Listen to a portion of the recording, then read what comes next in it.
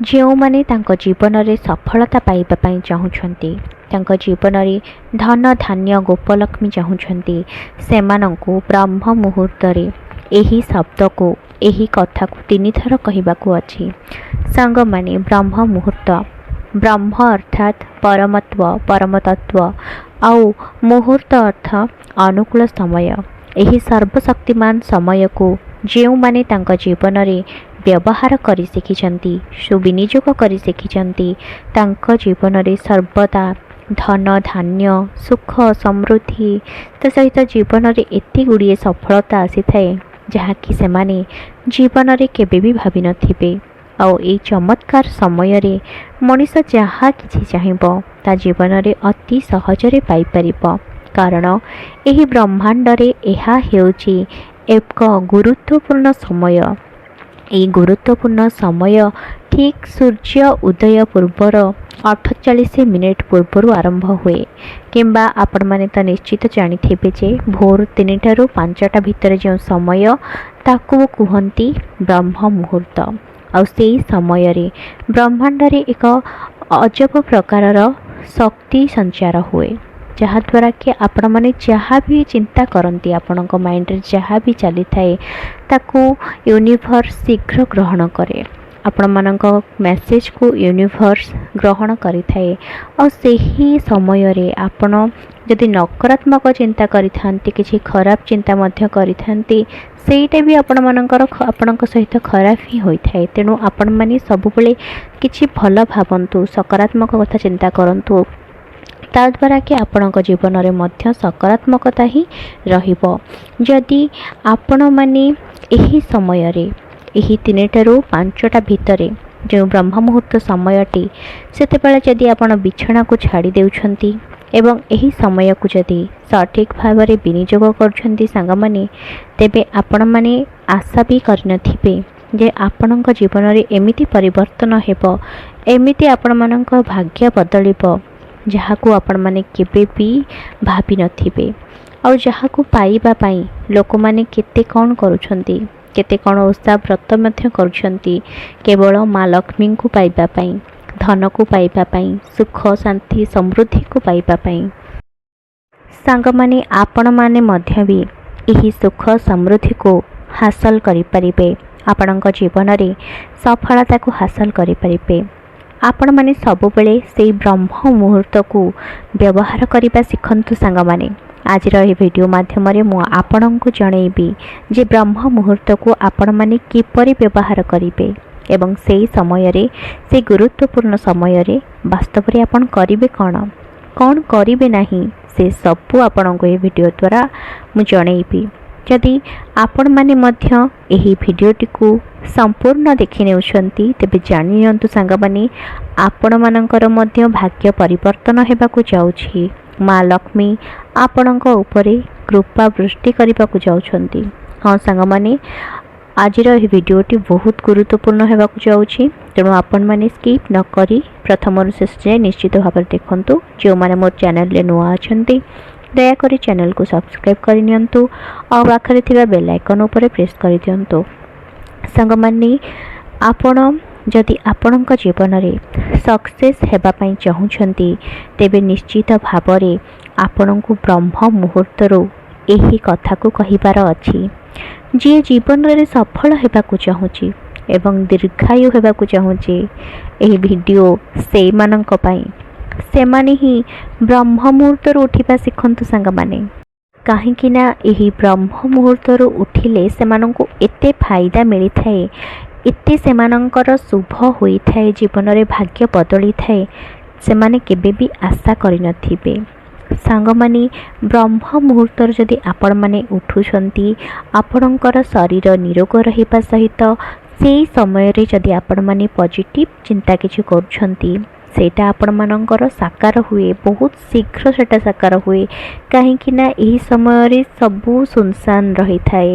ଏହି ସମୟରେ ବି କୁହାଯାଏ ସାଙ୍ଗମାନେ, ଯେଉଁମାନଙ୍କର ପାଠ ମନେ ରହେ ନାହିଁ, ବ୍ରହ୍ମ ମୁହୂର୍ତ୍ତରୁ ଉଠି ପାଠ ପଢ଼ିଲେ ସେମାନଙ୍କର ପାଠ ମଧ୍ୟ ମନେ ରହେ।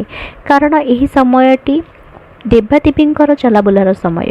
ଏହି ସମୟରେ ଆପଣମାନେ ଯେଉଁଟା ଚିନ୍ତା କରନ୍ତି, ଯେଉଁ କଥାକୁ ବାରମ୍ବାର ମନରେ ଆଣନ୍ତି, ସେଇଟା ଆପଣମାନଙ୍କର ସାକାର ହୁଏ। तेणु आपण माने ब्रह्म मुहूर्तरू उठिबा शिखंतु। आउ एही समय दुनियार सबुठु शक्तिमान समय। एही समय रे पृथ्वी रे आपे आपे एक शक्ति संचार हुए जहाँकि बहुत पावरफुल। एही समय रे आमे जहाँ भी चिंता करिबा आउ एही कथा गुड़िक अति सहजरे आपण मानकर एही कथा गुड़िक सत होई जाए। तेणु आपण माने ब्रह्म मुहूर्तरू उठिबा परे सर्वप्रथमे कौन करिवे आसंतु जानिबा।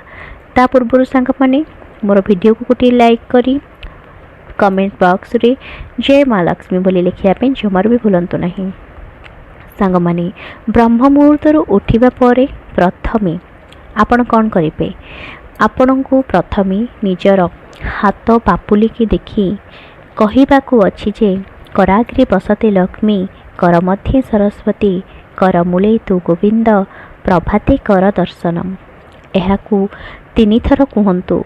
हाँ सांग माने एहाकू तीन थर ही कहतु। आउ कही सारिबा परे निजर हाथ पापुली को मुहरे बुलाई आणंतु।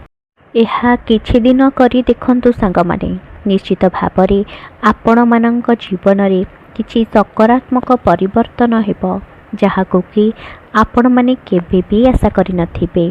निजर हाथ पापुली को चाहिबा द्वारा निजर हाथ पापुलीर दर्शन करिबा द्वारा आउ एही कर दर्शन मंत्र को तीन थर कहिबा द्वारा आपणक उपरे भगवान विष्णु एवं माता लक्ष्मींकर कृपा होइथाए। आपणकर दिनटी अति भलरे चली थाए।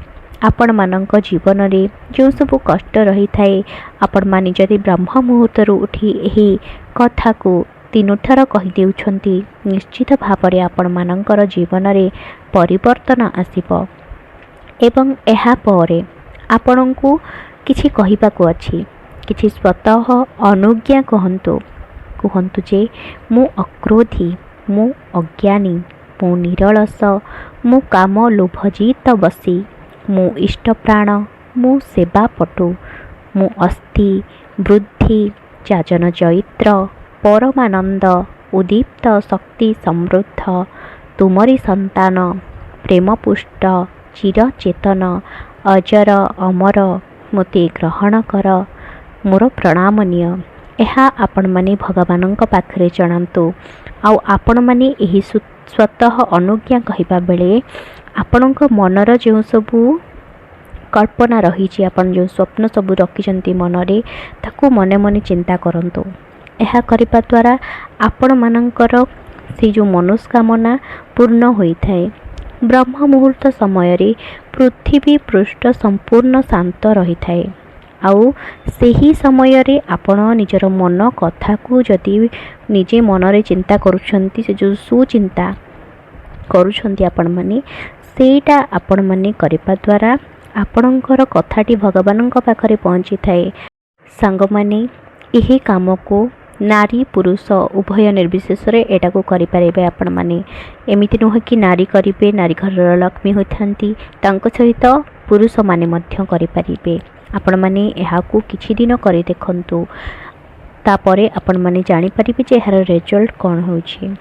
आउ ठाकुरंक पाखरे सकाळु उठी कर दर्शन मंत्र कहि सारिबा परे यदि स्वतः अनुज्ञा आपण कहउछंती तो बहुत भल।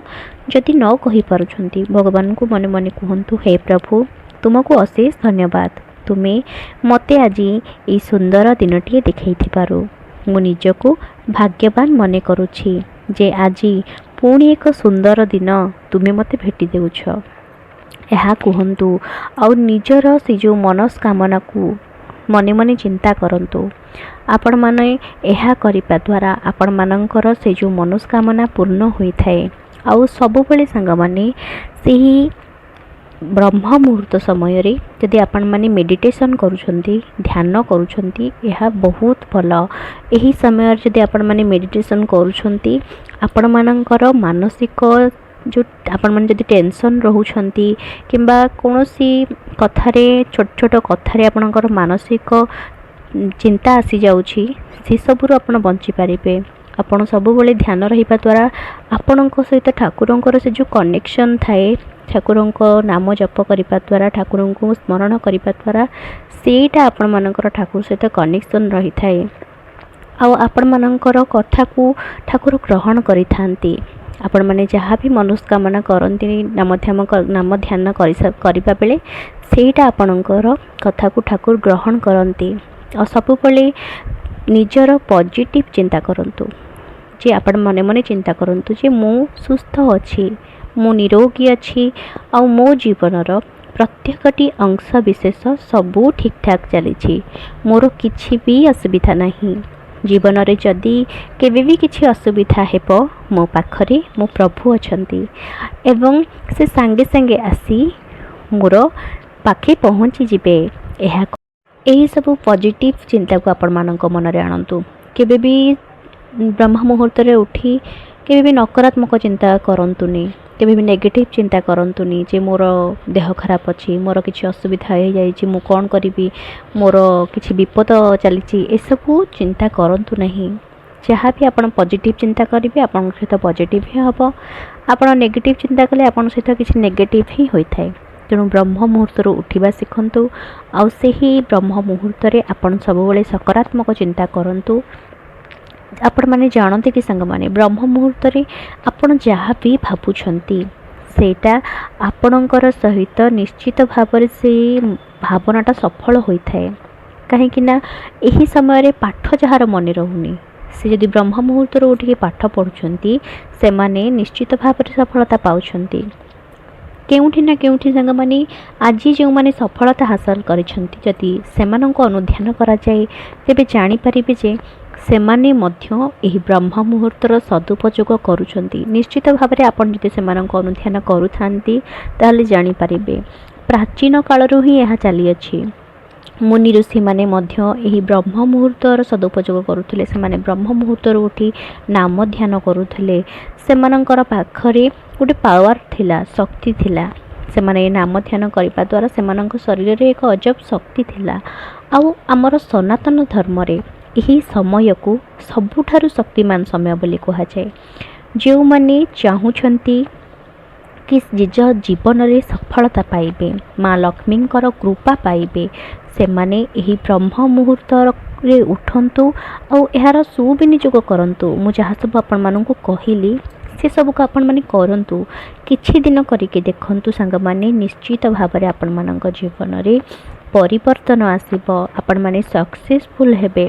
जदि आपण माने स्टूडेंट तेबे आपण माने एही ब्रह्म मुहूर्त को केबे भी हाथ छड़ा करंतु ना।